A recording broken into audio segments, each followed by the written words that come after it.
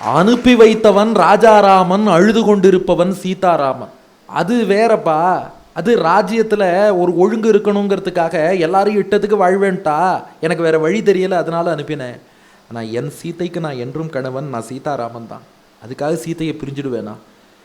இது ஒரு நாடகத்தில் எழுதின டயலாகாம். ஒரு ராமாயண நாடகத்தில் இந்த டயலாக் எழுதியிருக்கான். அனுப்பி வைத்தவன் ராஜாராமன், அழுது கொண்டு இருப்பவன் சீதாராமன்.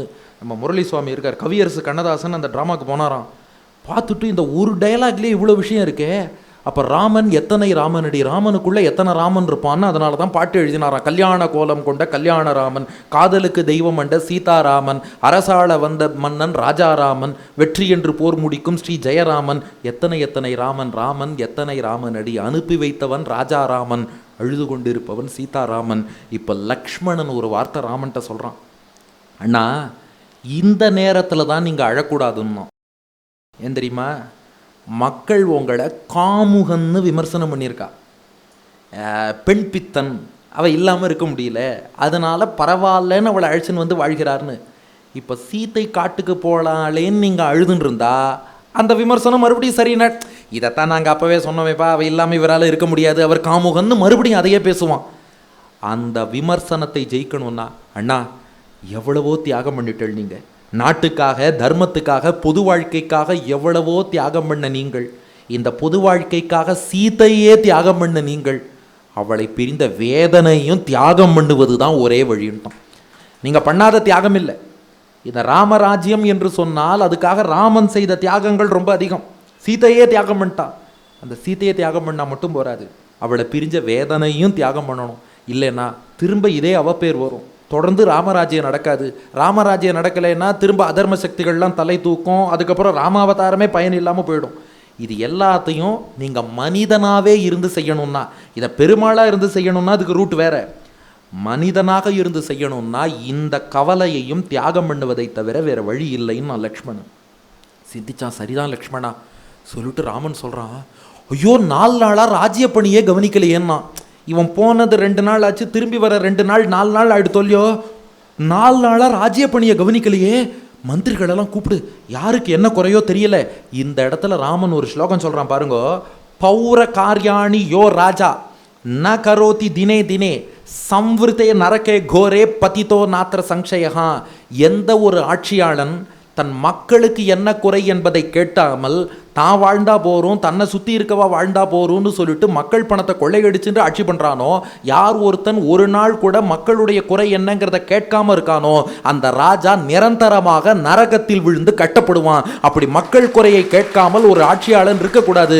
நான் 4 நாளா என் மக்களுக்கு என்ன குறைன்னு கேட்காம இருந்துட்டேன். லக்ஷ்மணா வெளியில் போய் பாரு, யாராவது ஏதாவது குறைன்னு சொல்லி நின்றுன்ற காலா பாருன்னா. இது உத்தரகாண்டத்தில் அற்புதமான ஒரு சரித்திரம்.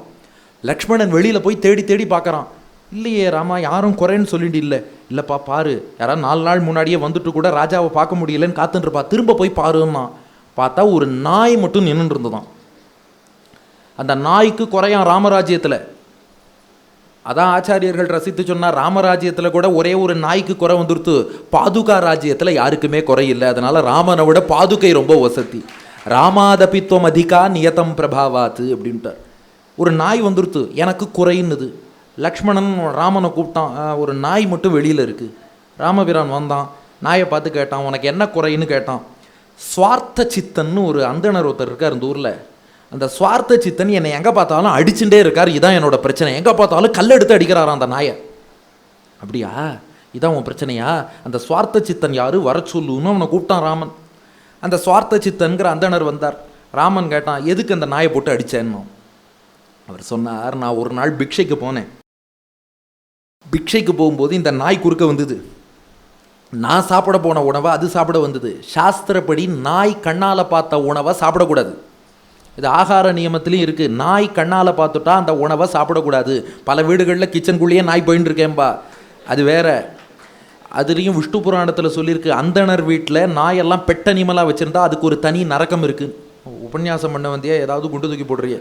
ஆமாம், பெட் அனிமல் வச்சிருக்கிறவாளுக்கு தனி நரகம் இருக்கான். உடனே நமக்கு இப்படி சொல்லிவிடுவா, இவர் பாருங்கோ மிருகங்கள்கிட்ட நாங்கள்லாம் அன்பு காட்டணும்னு நினைக்கிறோம். அதெல்லாம் மிருகங்கள்கிட்ட அன்பு காட்டணும்னா நாயை வெளியிலேயே வச்சு பிஸ்கெட் போடலாம், அது வீட்டுக்குள்ளே வச்சு தான் போடணும்னு அவசியம் இல்லை, அது வேறு. இப்போ நம்ம விஷயத்துக்கு வருவோம். இன்னொன்று, இந்த நாய்க்கு என்ன ப்ராப்ளம்னா, நாய் தொட்டுட்டா தீட்டு. திருநெடுந்தாண்டகத்தில் நெடியானை அடி நாயேன் நினைந்திட்டேனேன்னு திருமங்கை ஆழ்வார் பாடுறாரு இல்லையா? அந்த அடி நாயேங்கிற இடத்துல பெரியவாச்சான் பிள்ளை வியாக்கியானம் என்ன பண்ணார்னா, வளர்த்தவரே தீண்டினாலும் ஸ்நானம் பண்ண வேண்டிய பிராணின்னர். திருமங்கை ஆழ்வார் தன்னை ஏன் நாயின்னு சொல்லிக்கிறார். பெருமாள் எனக்கு தலைவன், நான் அவருக்கு நாயின்னாராம். ஏன் நாய்னா, மற்ற பிராணியெல்லாம் வளர்த்தவர் தொட்டால் வளர்த்தவருக்கு தீட்டு இல்லை, நாய் மட்டும் வளர்த்தவரே தொட்டாலும் அவருக்கும் தீட்டு, அது ஸ்நானம் பண்ணணுமா. வளர்த்தவரே தீண்டினாலும் ஸ்நானம் பண்ண வேண்டிய பிராணி. அப்படி இருக்க நான் பிக்ஷைக்கு போகும்போது இது குறுக்க வந்துடுத்து, அதனால இந்த தெருநாய் தொல்லை தாங்கலையேன்ட்டு தினந்தோறும் நான் கல் எடுத்து இதை அடிச்சுட்டே இருக்கேன்னார். ராமன் சொன்னான், அதுக்காக நீ ஒரு நாயை கல்லெடுத்து அடித்தது தப்பு. ராமன் சொல்கிறத பாருங்க. அதான் நாங்கள் ஒன்றும் மிருகங்கள் மீதெல்லாம் குரூரமான எண்ணம் கொண்டவர்கள் கிடையாது, மிருகங்கள்கிட்ட அன்பு காட்டக்கூடாதுன்னு சொல்கிறவா கிடையாது, விலகி இருன்னு தான் சொல்கிறோம். அதனால் விலகிப்போன்னு சொல்லிட்டு நீ சும்மா மிரட்டியிருக்கலாம். ஒரு நாயை காயப்படுத்தினதோ துன்புறுத்தினதோ ஒரு பெயின் இன்ஃப்ளிக்ட் பண்ணுறதுங்கிறது தப்பு. எந்த உயிருக்கும் ஒரு வலியை உடல் ரீதியிலோ மன ரீதியிலோ நீ ஏற்படுத்தி இருக்கக்கூடாது. நீ பண்ணது தப்பு. அதுவும் பல நாள் அந்த நாயை அடிச்சிருக்க, அடித்தது தப்பு. ராமன் சொன்ன தீர்ப்பு, அந்த உயிரினத்தை நீ துன்புறுத்தியது தப்பு. அதுவும் அந்தணன்கிறவன் எந்த உயிருக்கும் தீங்கிழைக்கக்கூடாது. நீ அதை அடித்தது தப்பு, அதனால் உனக்கு தண்டனை கொடுக்க போகிறேன்னா. தண்டனையா? என்ன தண்டனைன்னு கேட்டார்.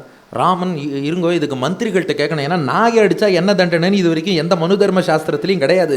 மந்திரிகள் எல்லாரையும் அழைக்கிறான், வசிஷ்டர் போன்ற மகான்களை அழைக்கிறான். தப்பு ப்ரூவ் ஆகிடுத்து. பல நாள் இவர் நாயை எடுத்து கல் எடுத்து நாயை அடிச்சிருக்கார், இவருக்கு தண்டனை கொடுக்கணும். என்ன கொடுக்கலான்னு கேட்டான். வசிஷ்டரே சொன்னார், இதுக்கு என்ன தண்டனைனே தெரியலையேன்ட்டார்.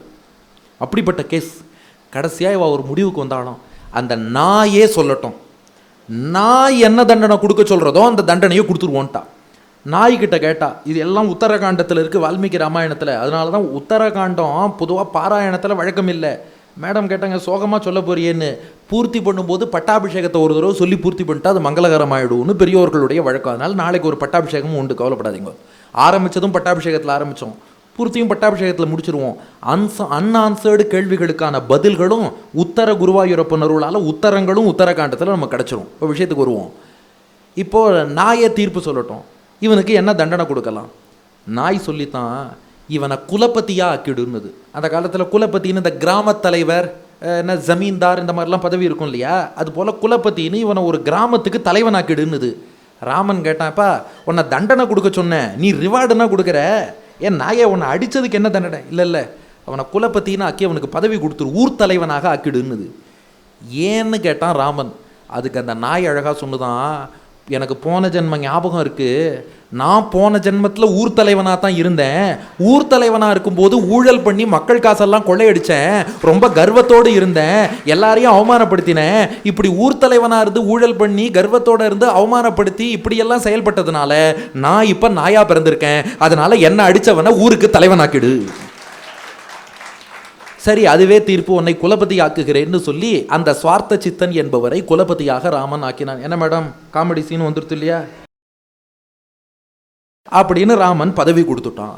இப்படி தொடர்ந்து மக்களுடைய பிரச்சனைகள் என்னங்கிறதையும் பார்த்துட்டு ராமராஜ்யம் நடத்தி வரும்போது தான் ஒரு நாள் யமுனை கரையில் உள்ள ரிஷிகள், யமுனை கரையில் மதுவனம்னு ஒரு இடம், வனம்னா காடு, மது என்ற அசுரன் வாழ்ந்த காடுங்கிறதுனால அதுக்கு மதுவனம்னு பேர்.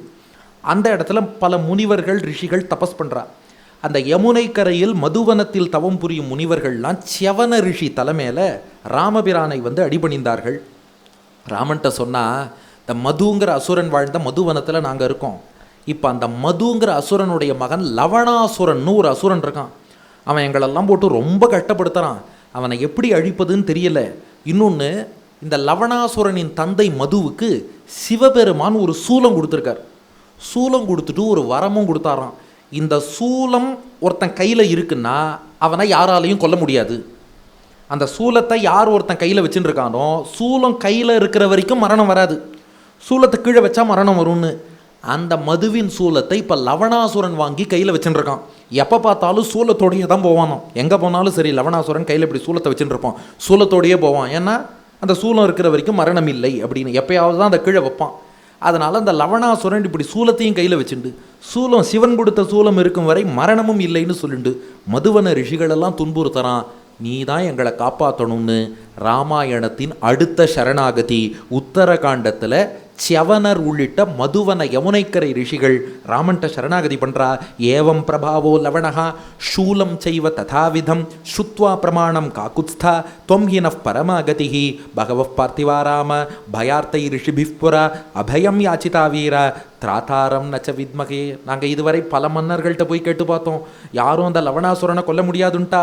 தேவயம் ராவணம் ஸ்ருத்வா ஹதம் ச பலவானகனகம்.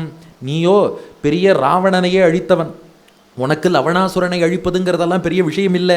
திராதாரம் வித்மகே தாத்த நானியம் புவி நராதிபம் தத்பரித்ராத்தும் இச்சாமஹா லவணாத் பயப்பீடித்தான். அதனால லவணாசுரனை கண்டு அஞ்சி கொண்டிருக்கும் எங்களையெல்லாம் உன்னை விட்டால் ரட்சிக்க யாரும் வழி இல்லை, ராமா நீ தான் காப்பாற்றணும்னு சரணாகதி பண்ணிட்டா. இப்போ பாருங்கோ அடுத்த ராமலீலை. ராமன் என்ன பண்ணா, தன் 3 தம்பிகளை கூப்பிட்டான். லக்ஷ்மணன் பரதன் சத்ருகனன் வந்தா. உங்கள் 3 பேரில் யார் போய் லவணாசுரனை வதம் செய்து விட்டு வருவீர்கள்னு அவள்கிட்ட கேட்டான் ராமன். இவரே வதம் பண்ண வேண்டிதானே? அதில் ஒரு நுட்பம் இருக்குது, என்னங்கிறது பின்னாடி புரியும். தம்பிகள் 3வரையும் கூப்பிட்டு இந்த ரிஷிகள் கேட்குறா லவணாசுரனை வதம் பண்ணணும், யார் போறேன்னு கேட்டான். யார் போறேன்னா பரதன். பரதன் எழுந்தான், அண்ணா நான் போகிறேன், உங்களுடைய ஆணைக்காக காத்து கொண்டு இருக்கிறேன், நீங்கள் சொன்னதுக்கப்புறம் போகாமல் இருப்பேன் நான். பரதன் போக பார்த்தான், சத்ருகனன் தடுத்தான். அண்ணா கொஞ்சம் இருங்கோன்னா. பரதனை தடுத்துட்டு சத்ருகனன் ராமன்ட்ட சொன்னான், பரதன் ரொம்ப இழைச்சி போயிருக்கார். அப்போது 10,000 வருஷம் முன்னாடி நீங்கள் வனவாசம் போன இல்லையோ, அந்த 14 வருஷம் ஒன்றுமே சாப்பிடாம நந்தி கிராமத்தில் இருந்து இழைச்சி போன பரதன் இப்போ வரைக்கும் புஷ்டி ஆகலை.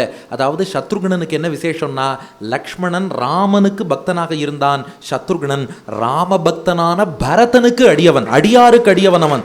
அவன் ராமன்ட்டே சொல்கிறான், உங்களுக்காக 14 வருஷம் இவர் விரதம் இருந்து இழைச்சி போன பரதன் 10,000 வருஷம் உங்களோட கூடியிருந்தும் இன்னும் அவர் புஷ்டி ஆகலை, இன்னும் இழைச்சி போய்த்தான் இருக்கார். இதுக்கு மேல பரதன் அண்ணா சிரமப்படுறத நான் அனுமதிக்க மாட்டேன். பரதன் மீது உள்ள அன்பால சொன்னான், நான் போறேன்னா. அங்க சத்ருகனன் நான் போறேன்னு சொன்னது ராமனுடைய ஆணைக்காக கிடையாது, பரதன் கட்டப்படக்கூடாது அதுக்காக நான் போறேன்னா. அதாவது இது எப்படின்னா, இது நம்ம சம்பிரதாயத்தில் ரொம்ப ரசித்து சொல்லுவா. நாம் பெருமாளுக்கு கைங்கரியம் பண்ணுறோமே, அது பெருமாளுக்காக கிடையாது, நம்ம ஆச்சாரியன் திருவுள்ளம் உகக்கணுங்கிறதுக்காக. நாம் பெருமாளுக்கு கைங்கரியம் பண்ணால் நம்ம ஆச்சாரியன் சந்தோஷப்படுவார். ஏன்னா இந்த ஆச்சாரியன் இல்லைன்னா அந்த பெருமாளையே யாருன்னு நமக்கு தெரியாதே. எத்தனையோ பேர் இன்றைக்கி ஐபிஎல் மேட்ச் என்னப்பா ஸ்கோர் பார்த்தோமா, ஹாப்பி முடிஞ்சு போச்சு லைஃப்னு போயிட்டே இருக்கான். அந்த கோட்டியில் இல்லாமல் 1% 2% இங்கே நங்கநல்லூரில் வந்து குருவாயூரப்பன் ஆஸ்திக சமாஜத்தில் உபன்யாசம் வச்சுருக்கா, கேட்கணும்னு நாம் வந்திருக்கோம்னா ஆச்சாரியன் வழிகாட்டலைன்னா நம்ம இங்கே வரவே முடியாது. அதனால் பெருமாளுக்கு பண்ணுற கைங்கரியமெல்லாம் எதுக்குன்னா எங்கள் ஆச்சாரியன் சந்தோஷப்படுவார் அதுக்காக பண்ணுறோம். அதுபோல் இங்கே சத்ருகனன் ஏன் போனான்னா ராமன் சொல்கிறாங்கிறதுக்காக இல்லை, ராமனுக்கு இந்த காரியத்தை செஞ்சு கொடுத்தா பரதன் ஆஹா பரவாயில்லையே, ராமன் சொன்ன காரியத்தை சத்ருகனன் பண்ணானேன்னு பரதன் சந்தோஷப்படுவான். அதற்காகவும் பரதன் திருமேனிக்கு மேலும் சிரமம் ஏற்படக்கூடாதுங்கிறதுக்காகவும் சத்ருகனன் நான் போகிறேன்னு புறப்படுறான். ராமன் சொன்னான், சத்ருகுணா மூத்தவன் சொன்னால் இளையவன் கேட்கணும், நான் சொல்கிறத கொஞ்சம் கேளுன்னா. என்னன்னு கேட்டான் சத்ருகனன். ராமபிரான் சொன்னான், அது பாரு, ஒருத்தனை அழிக்கிறதுங்கிறது ரொம்ப எளிது, ஆனால் இப்போ அந்த மதுவனத்தை நல்லவனோ கெட்டவனோ லவணாசுரன் ஆட்சி பண்ணிட்டு வரான், அந்த அசுரனுடைய ஆட்சிக்கு கீழே இருக்கு. நீ அவனை அழிச்சிட்டு வந்துட்டேன்னா அப்புறம் அந்த இடத்த யார் ஆழ்வார்கள்? நீ பொறுப்பெடுத்து கொண்டு ஆட்சி செய்யணும்னு ராமன். இது ராமன் சொன்ன முக்கியமான பாயிண்ட். எங்கேயுமே உன்னை அழிப்பதுங்கிறது ரொம்ப ஈஸி, திரும்ப உருவாக்குவது தான் கஷ்டம். ஒருத்தனை குறை சொல்கிறதுங்கிறது ரொம்ப ஈஸி. சில பேர் என்ன பண்ணுவா, நீ இதை தப்பாக பண்ணிட்ட அதை தப்பாக பண்ணிட்ட குறை சொல்லிகிட்டே இருப்பா. சரி எப்படி சரியாக பண்ணணும் சொல்லுன்னு சொன்னால் சொல்ல மாட்டான். அதுபோல் லவணாசுரன் தப்பானவன் அழிக்கணுங்கிற அழிச்சுடு. அப்போ யார் நல்லாட்சி புரிவது? நீ ரெஸ்பான்சிபிலிட்டி எடுத்துக்கணும். நீ போய் அவனை வதம் பண்ணி விட்டு பட்டாபிஷேகம் பண்ணிட்டு அங்கே ஆட்சி பண்ணணும். இது என் கட்டளை, மறுக்காதேன்னு சொல்லிட்டு இங்கேயே பட்டாபிஷேகம் பண்ணி வைக்கிறான் சத்ருகனனுக்கு. நீ எப்படியும் போய் ஜெயிக்க போகிற, லவணாசுரனை வதம் பண்ண போகிற, அதனால மதுராவுக்கு நீதான் ராஜான்னு இருக்க போற. என்னால் இப்போ உடனே அயோத்தியை விட்டு வர முடியாது, அதனால மதுராவுக்கு ராஜான்னு அயோத்தியில் வைத்து இப்போதே பட்டாபிஷேகம். தத்தாபிஷேகோ வவ்ருதே சத்ருக்னஸ்ய மகாத்மனஹா சம்பிரகர்ஷ கரஸ்ரீமான் ராகவஸ்ய புரஸ்ய ச. ராமன் நேராக சத்ருகனனை அமர்த்தினான். ஆச்சாரியன் வசிஷ்டரை முன்னிட்டு கொண்டு நீதான் இனி மதுவனத்துக்கு ராஜான்னு சத்ருகனனுக்கு அங்கேயே பட்டாபிஷேகம் பண்ணி வச்சான். இதுலேருந்து என்ன புரிஞ்சுதுன்னா, ராமபக்தனான லக்ஷ்மணனுக்கு ராமன் பட்டாபிஷேகம் பண்ணலை, ராமபக்தனான பரதனுக்கும் ராமன் பட்டாபிஷேகம் பண்ணல, தன் அடியவனுக்கு அடியவனாக இருக்கானே சத்ருகுணன், அவனுக்கு ராமன் தன் கையாலேயே பட்டாபிஷேகம் பண்ணி வச்சான்னா இதுலேருந்து என்ன புரியறதுன்னா, நாம பெருமாளுக்கு பக்தராக இருந்தோம்னா நமக்கு பெருமாளை ரொம்ப பிடிக்கும். நான் பெருமாளுக்கு பிடிக்குமான்னு தெரியாது. அவர் அடியாருக்கு அடியாராக இருந்தோம்னா பெருமாளுக்கு நம்மளை ரொம்ப பிடிக்கும். பரதனுக்கும் லக்ஷ்மணனுக்கும் ராமனை ரொம்ப பிடிக்கும், ஆனால் ராமனுக்கு சத்ருகுணனை தான் ரொம்ப பிடிக்கும். அதனால் இவன் அடியவனுக்கு அடியவன் என்பதால் தன் கையால் சத்ருகுணனுக்கு ஒரு பட்டாபிஷேகத்தை செய்து வைத்தான் ராமன். வெற்றியுடன் திரும்பி வா சொல்லிட்டு தான் ஒரு பாணத்தை கையில் எடுக்கிறான் ராமன். நம்ம பொதுவாக சொல்லுவோம், ராமன் எங்கேயுமே நான் தான் நாராயணன்னு சொன்னதே இல்லை தானே ராமாயணத்தில். இந்த இடத்துல சொல்கிறார், அதுவும் உத்தரகாண்டம் தான். சத்ருகணன்ட்ட சொல்கிறார், ஒரு பாணத்தை கொடுத்தார். பிரளயக்கடலில் ஆதிசேஷனில் பள்ளி கொண்டு இருந்த போது நான் உருவாக்கிய பானம் இதுன்னு கொடுத்தார். பிரளயக்கடலில் ஆதிசேஷன் மீது பள்ளி கொண்டு இருந்த போது நான் உருவாக்கிய பானம் இது, இது வேற யார் கண்ணுக்குமே தெரியாது, இந்த பானத்தை கையில் வச்சுக்கோ. வச்சுண்டு இப்போவே நீ சண்டைக்கு போகாத, முதல்ல சேனைகளெல்லாம் அனுப்பு. ரிஷிகளோட நம்ம அயோத்தி சேனை மட்டும் அந்த மதுவனத்துக்கு போயிடட்டும். ரிஷிகளோட ஆசிரமத்தில் சேனை வீரர்கள்லாம் ஒளிந்திருப்பார்கள். எப்போதுமே எதிர்பாராத நேரத்தில் அட்டாக் பண்ணணும். அதனால் இவன் முன்னாடியே போய் வெவ்வேறு வடிவத்தில் ஒளிஞ்சிருக்கட்டும். 1 மாதம் கழித்து நீ போய் அன்எக்ஸ்பெக்டட் டயத்தில் அந்த லவணாசுரனை நீ அடிக்கணும். இந்த பானம் கொடுத்தேனே இது யார் கண்ணுக்கும் தெரியாது. அடுத்து சிவபெருமான் கொடுத்த வரத்துக்கும் மரியாதை கொடுக்கணும். அதனால் இந்த பானம் எப்போ போட்டாலும் அவன் அழிவான். ஆனால் சிவன் சூலம் கையில் இருக்கும்போது மரணம் இல்லைன்னு வரம் கொடுத்ததுனால அதுக்கு ஒரு இம்பார்ட்டன்ஸ் கொடுத்து அவன் சூலம் எப்போ கையில் இல்லைன்னு பார்த்து அந்த நேரத்தில் நீ அம்பு போட்டு லவணாசுரனை வதம் பண்ணு. இத்தனையும் சொல்லி பகவான் ராமன் சத்ருகணனுக்கு பட்டாபிஷேகத்தை பண்ணிட்டான். அதன்படி சத்ருகணன் பானத்தை வாங்கிட்டான். சேனையை முதல்ல ரிஷிகளோடு அனுப்பி வச்சுட்டான். அவ போய் அங்கே தங்கி இருக்கிறார்கள். சத்ருகணன்ட்ட மட்டும் என்ன சொன்னான்? 1 மாதம். ஏன் 1 மாதம் சொன்னான்? இதுதான் சத்ருகணனுக்கு மட்டும் ராமன் செய்த அனுகிரகம். 1 மாதம் கழித்து கிளம்புனான். சத்ருகணன் அப்படியே அயோத்தியில் காத்திருந்தான். 1 மாதம் ஆச்சு. இப்போ அயோத்தியிலிருந்து சத்ருகணன் புறப்பட்டு மதுவனம் நோக்கி போகிறான். போகும்போது அயோத்தியிலிருந்து புறப்பட்ட 3ஆம் நாள் கங்கையின் தெற்கு கரையை அடைந்தான். கங்கையின் தெற்கு கரையில் யாருடைய ஆசிரமம் இருக்குது? வால்மீகியோட ஆசிரமம் இருக்குது. சரி, அங்கே தங்குவோன்னு அங்கே போய் தங்கினான். தங்கும்போது என்னாச்சான்? 66வது சர்க்கம் முதல் ஸ்லோகம், யாமேவ ராத்திரிம் சத்ருக்னஹா பர்ணசாலாம் சமாவிஷத்து தாமேவ ராத்திரிம் சீதாபி பிரசூதா தாரகத்வயம். அதே இரவிலே சீதைக்கு பிரசவ வலி ஏற்பட்டது. இரட்டை குழந்தைகளை சீதை ஈன்றெடுத்தாள். தன் குழந்தைகளின் தரிசனம் சத்ருகணனுக்கு முதல்ல கிடைக்கும்படி ராமன் பண்ணியிருக்கான். அதனால தான் இப்போ போகாத 1 மாதம் கழிச்சு போனான். சேனையை முன்னாடி அனுப்பிட்டு 1 மாதம் கழிச்சு சத்ருகணன் அனுப்பினான். அவன் புறப்பட்டதிலேருந்து 3ஆம் நாள் வால்மீகி ஆசிரமத்தை அடைந்தான். அடைந்த அன்று சீதாதேவிக்கு பிரசவ வலி ஏற்பட்டது. இரட்டை குழந்தைகள் பிறந்தார்கள். அந்த தபஸ்வினிகள் வால்மீகிட்ட வந்து செய்தி சொல்கிறா. வால்மீகி ஆசையோடு ஓடி வந்து அந்த ரிஷி 2 குழந்தைகளையும் கையில் எடுக்கிறார். சீதைக்கு அவ்வளோ ஆனந்தமானா, இதுக்கு எவ்வளோ பாக்கியம் பண்ணியிருக்கணும். என் குழந்தைகளை முதல்ல ஒரு ரிஷி கையில் எடுக்கிறாரே, எவ்வளோ கொடுத்து வச்சிருக்கணும். சீதை ஆனந்தப்படுறா. முதல் குழந்தையை கையில் எடுத்தார் வால்மீகி. தர்பையின் நுனியால் அதற்கு காப்பிட்டாராம். இந்த ரக்ஷை செய்தல், காப்பிடுதல்னு சொல்லுவாள். திருட்டி கழிக்கிறதுன்னு சொல்கிறோம் இல்லையா? இப்போ கிருஷ்ணனுக்கு பெரியாழ்வார் பண்ணார். இந்திரனோடு பிரமன் ஈசன் இமையவர் எல்லாம் மந்திர மாமலர் கொண்டு மறைந்துவராய் வந்து நின்றார். சந்திரன் மாளிகை சேதுரும் சதுரர்கள் வெள்ளரை நின்றாய். அந்தியம்போது இதுவாகும் அழகனே காப்பிட வாராய். இப்போ இந்த குழந்தைக்கு காப்பிடுதல். முதல் குழந்தைக்கு என்ன பண்ணாராம்? தர்பையின் நுனியாலே காப்பிட்டாராம். 2வது குழந்தைக்கு தர்பையின் அடிப்பகுதியால் காப்பிட்டாராம். டிப்பால், தர்பா கிராஸோட டிப், ஏன்னா நுனி அடின்னு இங்கிலீஷில் சொன்னால் புரியாது, டிப்பு பேஸுன்னு தமிழில் சொன்னால் புரிஞ்சிடும். அதனால் தர்பையினுடைய டிப்பால் ஒரு குழந்தைக்கும் தர்பையினுடைய பேஸால் ஒரு குழந்தைக்கும் காப்பிட்டாராம். எஸ்தயோ பூர்வஜோ ஜாத்தகா ச குஷைஹி மந்திர சத்கிருதைஹி நிர்மார்ஜனீயஸ்து ததா குஷகா இத்தியஸ்ய நாம தத்து. தர்பையின் நுனி இருக்கே, அதுக்கு குஷம்னு பேரு. அந்த குஷத்தால் காப்பிட்டதுனால முதல் குழந்தைக்கு குஷன்னு பேரு. யஷாபரோ பவேத்தாபியாம் லவேன சுசமாஹிதா நிர்மார்ஜனீயோ விருத்தாபிஹி லவேதி ச நாமதா. இந்த தர்பையின் அடிப்பகுதி இருக்கே அதுக்கு லவம்னு பேரு. அந்த லவம்ங்கிற தர்பையின் அடிப்பகுதியால் காப்பிட்டார் வால்மீகி. அதனால அவன் லவன் என்று பெயர் பெற்றான். தர்பை நுனியால் காப்பிடப்பட்டவன், குஷத்தால் காப்பிடப்பட்டவன் குஷன். தர்பையின் அடியால் காப்பிடப்பட்டவன், லவத்தால் காப்பிடப்பட்டவன் லவன். குஷன் லவன்னு திருநாமம் வைத்தார். அங்கேயே பேர் வச்சுட்டார் வால்மீகி. பேர் வச்சுட்டு சத்ருகனன்ட்ட சொன்னாராம், உங்கள் அண்ணாவுக்கு குழந்தைகள் பிறந்திருக்கா? சத்ருகனன் ஓடி வந்து சேவிக்கிறான். பார்த்தா சீதா தேவி பக்கத்தில் 2 குழந்தைகள். சத்ருகனன் கை கூப்பி சொல்கிறான், பர்ணசாலாம் ததோ கத்வா மாதர் திஷ்டேதி ச அப்ரவீத். மாதா, அம்மா, தாயே. சத்ருகனன் சீதையிட்ட வரான், அம்மா அடியன் எவ்வளோ பாக்கியம் பண்ணியிருக்கணும். நீங்கள் குழந்தைய பெற்றெடுக்கும் போது அண்ணா பக்கத்தில் இல்லை, ஆனாலும் அவரோட பிரதிநிதியாக அவர் அடியனை அனுப்பி வச்சிருக்கார். அண்ணாவுக்காக அவரோட தம்பி அடியன் வந்திருக்கேன், குழந்தைகளை பார்த்த பாக்கியமும் கிடைச்சதேன்னு சொல்லிட்டு அங்கேயே என்று தங்குகிறான் சத்ருகனன். அது எந்த மாதம்னா ஆவணி மாதமா. குஷன்லவன் பிறந்த மாதம் மட்டும் வால்மீகி சொன்னார், நட்சத்திரம் சொல்லலை. ஆவணி மாதம் நல்ல மழைக்காலம், இரவு நல்ல மழையாம். மழையில் இவனால் மேற்கொண்டு பயணிக்கவும் முடியாது. அதனால் இன்னொரு நாள் அங்கேயே தங்குகிறானா. இதுவும் பகவத் சங்கல்பம். மழையை உண்டாக்கி அந்த குழந்தைகளோடு சித்தப்பாவான சத்ருகனன் தங்கும்படியாக பகவான் பண்ணிட்டான். ஒரு நாள் மழை ஆச்சு. அதுக்கப்புறம் அங்கிருந்து புறப்பட்டு 8 நாள் பயணிக்கிறான்.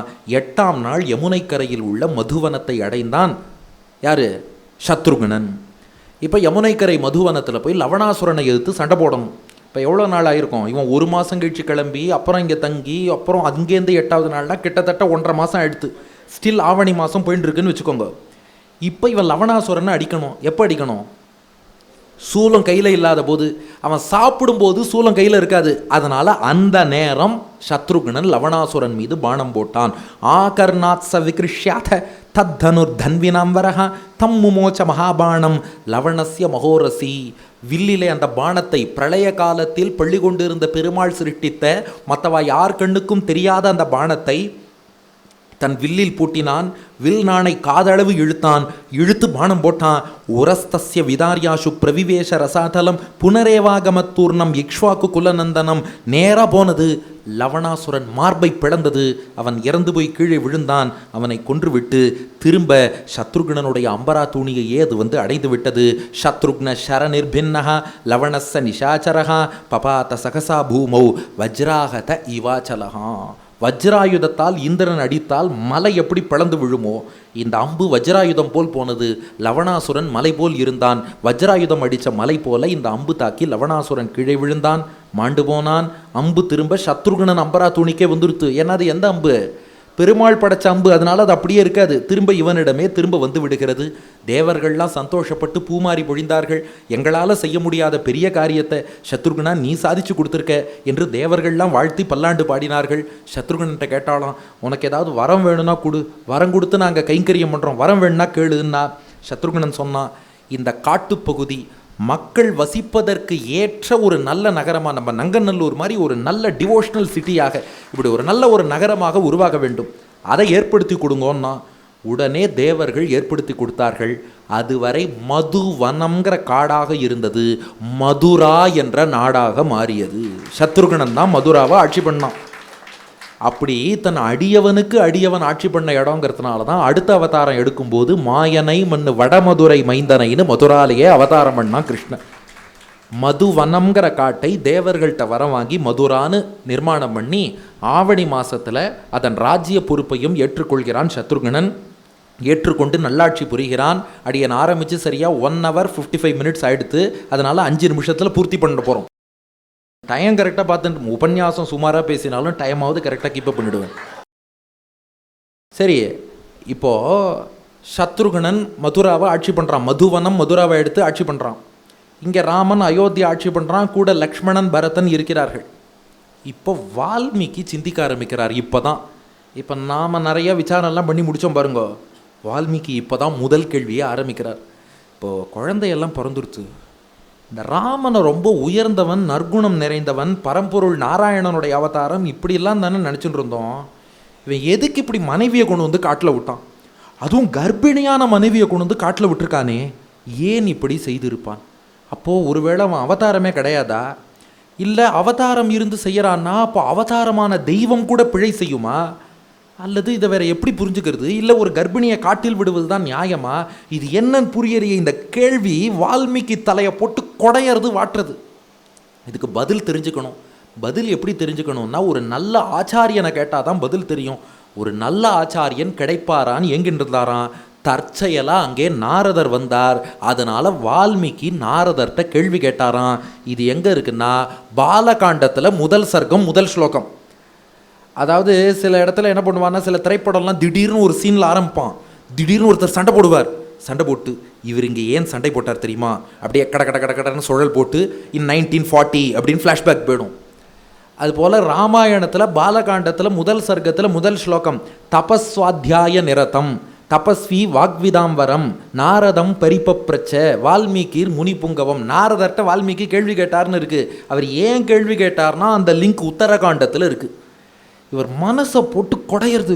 என்னடா இது, நம்ம ராமனை தான் பரம்பொருள் நினச்சிட்டு இருந்தோம், அவதாரம் நினச்சோம், நற்குணம் நிறைந்தவன் நினச்சோம், பெரியவன் நினச்சோம், கர்ப்பிணியை கொண்டு போய் காட்டில் விட்டானே. அதுலேயும் வால்மீகிக்கு என்ன ஒன்றுனா, இதை நம்ம நேரடியாக அப்படி கேட்கக்கூடாது.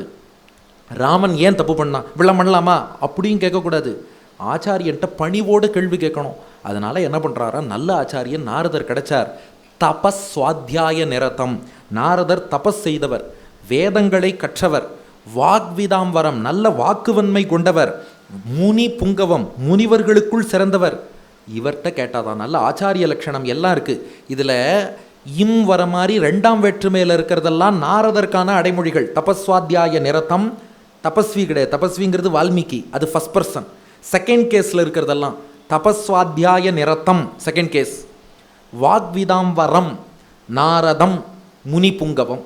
நல்ல தபஸு வேத அத்தியனம் இருக்குது, நல்ல வாக்கு வன்மை இருக்குது, இவர் முனிவர்களில் தலைவர். இவர்கிட்ட கேட்டால் நம்ம சந்தேகத்துக்கு விடை கிடைக்கும். அதனால் பரிபப்ரச்ச கேள்வி கேட்டார்னு இல்லை, பணிவோடு கேட்டார். யார் கேள்வி கேட்டார்? வால்மீகி தபஸ்வி. யாராவது தன்னைத்தானே தபஸ்வின்னு சொல்லிப்பாள் அந்த உலகத்தில்? இந்த ஸ்லோகம் பாருங்க, தபஸ்விங்கிறது வால்மீகியை குறிக்கிறது. எனக்கு யூடியூப்பில் ஒருத்தர் எழுதினார், 2 நாள் முன்னாடி ஹயக்ரீவர் சன்னதியில் உபன்யாசம் பண்ணிங்க, கேட்டேன், எல்லாருக்கும் ஹயக்ரீவர் அனுகிரகம் பண்ணார்னு சொல்லிட்டு உங்களுக்கும் அவர் தான் பண்ணார்னு சொல்லிட்டீங்க, உங்களுக்கு எவ்வளோ கர்வம் அப்படின்னு சொல்லி எழுதியிருந்தா. ஐயோ நான் அப்படி சொல்லலாமா, அடியனுக்கும் ஹயக்ரீவர் அனுகிரகம் பண்ணார் தான் சொன்னேன் அப்படிலாம் ரிப்ளை பண்ணேன். அதெல்லாம் கிடையாது, நீ எப்படி ஒரு இதை சொல்லலாம் அப்படி இப்படின்னா. இதுக்கே அப்படின்னா வால்மீகி தன் வாயால் தபஸ்வின்னு சொல்லலாமா? என்ன சொல்கிறேன், அவள்கிட்ட மாட்டி விட்டா என்ன ஆகும்னு பாருங்கள், வால்மீகிக்கே மெயில் போகும். கரெக்டா? தபஸ்வினா என்ன அர்த்தம்? அங்கே தான் ரகசியம் இருக்குது. தபஸ்வினா தபஸ் பண்ணவர்னு ஒரு அர்த்தம், தபஸ்னா கஷ்டப்படுறதுன்னு ஒரு அர்த்தம் இருக்குது. தபஸ்வினா மன கஷ்டத்தில் இருக்காராம். ஐயோ நம்ம கண்ணெதிரில் இருக்க ஒருத்தனை நான் தெய்வம்னு நினச்சேன், அவனே இப்படி ஒரு காரியத்தை பண்ணிட்டானே, ஏன் பண்ணா தெரிஞ்ச விஷயம் நமக்கு ஒழுங்காக தெரியலையோ, நாம் ஒழுங்காக தெரிஞ்சுக்கலையோ. இந்த ராமனை ஏற்கனவே சித்திரக்கூட்டத்தில் பார்த்திருக்கிறேனே. எங்கே? அயோத்தியா காண்டத்தில் இருக்குது. ராமன் சீதை லக்ஷ்மணன் வனவாசம் வரும்போது சித்திரக்கூட்டத்தில் வால்மீகி ஆசிரமத்தில் தங்கினார்கள், ஸ்பஷ்டமாக இருக்குது. அப்போ அந்த 3 பேரையும் நான் பார்த்துருக்கேனே. ராமன் அப்படி செய்யக்கூடியவனே கிடையாது. எதற்காக ஒரு கர்ப்பிணியை இப்படி காட்டில் விட்டான் சிந்திக்கிறார். அதனால தான் நாரதர்கிட்ட அதை நேராக கேட்காமல், இந்த உலகத்தில் இப்போ இருக்கிறவாளுக்குள்ள 16 உத்தமமான குணங்கள் நிறைந்தவா யாருன்னு மட்டும் கேட்டார். அவர் ராமனை சொல்லி, அவன் எப்போதுமே ஒரு பர்சனை சொல்லி இவர் இந்த தப்பு பண்ணார்னு கேட்கக்கூடாது, ஜென்ரலாக கேட்கணும். அதனால் கோன்வஸ்மின் சாம்பிரதம் லோகே குணவான் கஷ்ட வீரியவான் தர்மஜ்ஞ கிருதஜ்ஞ சத்யவாக்கியோ திருடவிரதா சாரித்ரேண ச கோ யுக்தா சர்வபூதேஷு கோ ஹிதா வித்வான் கஹா கஸ் சமர்த்தச்ச கஷ்டைக பிரியதர்ஷனஹா ஆத்மவான் கோ ஜிதக்ரோதோ द्युतिமான் கோனசூயகா கஸ்ய பிப்யதி தேவாச்ச ஜாதரோஷஸ்ய சயுகே. இத்தனை குணங்கள் நிறைந்தவன் யார்? ஏன்னா மனசுக்குள்ளே சொல்கிறார், இத்தனையும் நிறைந்தவன் ராமன் இவ்வளோ நாள் நினச்சிட்டு இருந்தேன், கர்ப்பிணியை கொண்டு வந்து காட்டில் விட்டானே, இவ்வளோ நாள் நான் அதை விசாரம் பண்ணலை, குழந்தை பிறக்கட்டும் அவளை பார்த்துப்போன்னு இருந்துட்டேன். ஆனால் இப்போ இந்த சந்தேகம் வாட்டுகிறது, அதனால் கேட்டார். அப்போ நாரதர் பதில் சொன்னாராம். சங்கேப ராமாயணம்னு ராமனுடைய சரித்திரத்தை சுருக்கமாக சொல்லிவிட்டு நாரதர் சொல்கிறார், பிரம்மா இந்த மாதிரி ராமன் ஏன் தெரியுமா பண்ணா, சீதையை ஏன் தெரியுமா அவன் ஆசிரமத்தில் கொண்டு வந்து விட்டான், நீ இப்படி மனசுக்குள்ளே குழம்பணும். என்ன குழப்பறதுக்கா? ஆமாம், குழம்பினாதான் நீ கேள்வி கேட்ப, கேள்வி கேட்டாதான் நான் உனக்கு ராமாயணத்தை உபதேசம் பண்ணுவேன், நான் உனக்கு ராமாயணத்தை உபதேசம் பண்ணாதான் நீ ராமாயணத்தை எழுத முடியும். நீ ராமாயணம் எழுத வேண்டும் என்றால் அதுவரை லோகத்தில் காவியம் கிடையாது. முதல் காவியம் ஆதி காவியம் வால்மீகி தான் ஆதிகவியாக ராமாயணம் எழுதினார். நீ காவியம் எழுதணும்னா ராமனை பற்றி தெரிஞ்சுட்டு இன்ஸ்பயர் ஆகணும். நீ எப்போ ராமனை பற்றி தெரிஞ்சுப்ப? ராமனை பற்றி தெரிஞ்சுக்கணும்னு ஆர்வம் வந்தால் தான் தெரிஞ்சுப்ப. ராமனை பற்றி தெரிஞ்சுக்கணும்னு எப்போ ஆர்வம் வரும்? இப்படி ஒரு ஹே, இவரை பற்றி நான் என்னமோ நினச்சேன், ஏண்டா இப்படி பண்ணார்னு குழம்புறது இல்லையா? உன் மனசு குழம்ப குழம்ப தெளிவை தேடி வருவாய், ஆச்சாரியனை அடிபணிவாய். இப்போ நான் உனக்கு சங்கேப ராமாயணம் சொல்லியிருக்கேன், அடுத்து பிரம்ம அனுகிரகம் பண்ணுவார். ரகசியஞ்ச பிரகாஷஞ்ச, ராமாயணத்தில் யார் வாழ்வில் என்னென்னவெல்லாம் நடந்ததோ அது அத்தனையும் உன் கண்ணுக்கு தெரியும் என்னும்படி அனுகிரகம் பண்ணிடுவார். எல்லாரும் ராமன் சுற்றி இருக்கிறவா என்ன பேசினா, என்ன நினச்சா, வெளிப்படையாக என்ன பண்ணா, மறைமுகமாக என்ன பண்ணா, எல்லாம் உனக்கு தெரியும்படி பிரம்மா வரம் கொடுக்க போகிறார். மேற்கொண்டு நீ ராமாயணம் எழுதணுமோ இல்லையோ, அதுக்கு தான் இப்படி பண்ணார். வால்மீகி கேட்டார், அதுக்கு வெறுமனையே சீதையை கொண்டு வந்து விடலாமே, கர்ப்பிணியா ஏன் விடணும்? நாரதர் சொன்னார், இன்னுமா புரியல? அந்த குழந்தைகளுக்கு சின்ன வயசுலேருந்து நீ தான்ப்பா ராமாயணம் சொல்லி கொடுக்கணும், அதுக்காகத்தான் கர்ப்பிணியா இருக்கும்போது கொண்டு வந்து விட்டுட்டார். அதனால் அந்த குழந்தைகள் இப்போ பிறந்திருக்கு இல்லையா, அதுகள் சின்ன வயசுலேருந்து ராமாயணம் கேட்கணும், நீ ராமாயணத்தை இயற்று, அதை அந்த குழந்தைகளுக்கு சொல்லி வைனார். அதனால் வால்மீகி இயற்றுகிறார். சதுவிம்சத் சகசிராணி ஸ்லோகானாம் முக்தவான் ரிஷிகி ததா சர்க்கசதான் பஞ்ச ஷட்காண்டானி ததோத்தரம் காவியம் ராமாயணம் கிருஷ்ணம் சீதாயா சரிதம் மகத் பௌலஸ்திய வதமித்யேவ சகார சரிதவிரதா தஸ்ய சிந்தயமானஸ்ய மகர்ஷேர் பாவிதாத்மனः அக்ருணீதாம் ததஃபாதௌ முனிவேஷௌ குஷீலவௌ. இவர் ராமாயணத்தை இயற்றி முடித்து இதை பிரச்சாரம் பண்ணணுமேன்னு நினைக்கிறார். அதுக்குள்ளே பார்த்தா குஷன்லவன் ஓரளவு வளர்ந்து கையில் வீணையோடு வால்மீகி திருவடியை அடிபணிந்தார்கள். 2 பேருக்கும் நல்ல சாரீரம், நல்ல குரல், வீணாகானம் பண்ணுவதிலேயே சிறந்தவர்களாக இருக்கா. வால்மீகி பார்த்தார், அப்போ ராமனுடைய பிள்ளைகளே இந்த ராமாயணத்தை இசையோடு வீணை மீட்டி பாடினா எவ்வளோ நன்னா இருக்கும். அவள் ராமன் பிள்ளைகள்ங்கிற ரகசியத்தை இப்போவே அவளுக்கு சொல்ல வேண்டாம், முதல்ல ராமாயணத்தை சொல்லுவோம், இதை அவள் பாடட்டும்னு சொல்லிட்டு அவளுக்கு உபதேசம் பண்ண இளம் பிராயத்திலேயே ராமாயணத்தை கத்துண்டு குஷனும் லவனும் சிறந்த முறையில் இனிய இசையில் பாடத் தொடங்குகிறார்கள். இப்போ நாம் பூர்த்தி பண்ண வேண்டிய தருணம் வந்துருத்து. இப்போ குஷனுக்கும் லவனுக்கும் 12 வயசாயிடுத்தான், சரியா? இப்போ சத்ருகுணன் மதுராவை ஆட்சி பண்ண தொடங்கி எவ்வளோ வருஷம் ஆச்சு? அதே 12 வருஷம். சத்ருகுணனுக்கு பரதனை சேவிக்கணும்னு ஆசை. அவன் எப்போதும் பரதனுக்கு தான் கைங்கரியம் பண்ணிட்டு இருப்பான். இது பரதனுக்காக இந்த பக்கம் போகிறேன்னு சொல்லிட்டு இங்கே மதுராவுக்கு வராப்பில் ஆயிடுத்து. பரதனையும் சேவிக்கணும், அப்படியே ராமனையும் சேவிக்கணும்னு ஆசை. அதனால் சத்ருகுணன் மதுராலேருந்து புறப்பட்டானான். அங்கேருந்து கங்கை கரை வால்மீகி ஆசிரமம் 8 நாள்னு பார்த்தோம் இல்லையா, அங்கேருந்து புறப்பட்டு அதே 8ஆம் நாள் வால்மீகி ஆசிரமத்துக்கு வரான். அங்கே தங்குகிறான். அன்னைக்கு பார்த்தா மாலை நேரம் ஒரு தேவகானம் வந்து காதில் கேட்கறது. யாரோ 2 பேர் வீணை மீட்டின்ட்டு ராமச்சரித்திரத்தை அவ்வளோ இனிமையாக பாடுறா. சத்ருகணனுக்கு கூட வந்தவா இவா யாருன்னு தெரிஞ்சுக்கணும், ராமனை பற்றி பாடுறாளேன்னா. சத்ருகணன் தடுத்தான். அது பாருங்கோ, இவா பாடுற ராமாயணம் அப்படியே நம்ம கண் எதிரில் ராமச்சரித்திரமே தெரியறது. இதை அனுபவிப்போம், ஆராயக்கூடாது. ரிஷிகள் ஆசிரமத்தில் எத்தனையோ அதிசயங்கள் நடக்கும். நதி மூலம் ரிஷி மூலத்தை ஆராயாதேம்பா. ஒரு ரிஷி ஆசிரமத்தில் ஏன் ராமாயணம் பாடுறது? அது யூடியூபா, கேசட்டா, சீடியா, இதெல்லாம் பார்க்கக்கூடாது. ரிஷி ஆசிரமத்தில் அதெல்லாம் இருக்கும். ராமாயணம் எவ்வளோ இனிமையாக இருக்குது, கேட்டு அனுபவிப்போம்னு சொல்லி நன்னா அனுபவித்தான். அதுக்கப்புறம் அங்கிருந்து புறப்பட்டான். அயோத்தியை வந்து அடுத்த 2-3 நாளில் அயோத்தியை வந்து அடைகிறான் சத்ருகணன். ராமனையும் பரதனையும் அடிபணிந்தான். கொஞ்ச நாள் அவளோடு இருந்தான். மீண்டும் தன்னுடைய பணி மதுராவை கவனிக்க வேண்டி இருக்கிறதுனால சத்ருகணன் புறப்பட்டு மதுராவையே அடைந்து விடுகிறான். இப்போ 12 வயதான குசலவர்கள் எங்கே போனாலும் ஜகம் புகழும் புண்ணிய கதையான ராம கதையை பாடிக்கொண்டே இருக்கிறார்கள். இனி இந்த குழந்தைகள் ராமனை எப்படி சந்தித்தார்கள், ராமன் முன்னாடியே எப்படி ராமாயணம் பாடினார்கள் உள்ளிட்ட விஷயங்களை எல்லாம் நாளைய தினம் பார்த்து, அதுக்கப்புறம் இன்னும் பல உத்தரங்கள், பதில்கள் எல்லாம் நாளைக்கு இன்னும் ரிசர்வ்டாக இருக்குது. இன்னும் பல கேள்விகளுக்கான பதில்கள்லாம் வரப்போகிறது. அதை இதே போல் பெருந்திரளாக, இன்றைக்கி வீக்கெண்டுங்கிறதுனால வந்துட்டோம், நாளைக்கு வீக் டேன்னு சொல்லாமல் நாளைக்கும் ஸ்ட்ராங் டேயாக எல்லாரும் வந்து நடத்தி கொடுக்கணுங்கிற பிரார்த்தனையோடு ஏவமே தத் புராவிருத்தம் ஆக்கியாத்தம் வஸ்திரமஸ்வகா பிரவ்யாகரத விஸ்ரப்தம் பலம் விஷ்டோ பிரவர்ததாம் லாபஸ்தேஷாம் ஜெயஸ்தேஷாம் குதஸ்தேஷாம் பராபவ ஏஷாம் இந்தீவரஷ்யாமோ ஹிருதயஸ்தோ ஜனார்தனः காவேரி வர்ததாம் காலே காலே வர்ஷத்து வாசவः ஸ்ரீரங்கநாதோ ஜெயது ஸ்ரீரங்கஸ்ரீஷ்ட வர்ததாம் மங்களம் கோசலேந்திராய மகனீய குணாப்தயே சக்கரவர்த்தி தனூஜாய சார்வபௌமாய மங்களம்.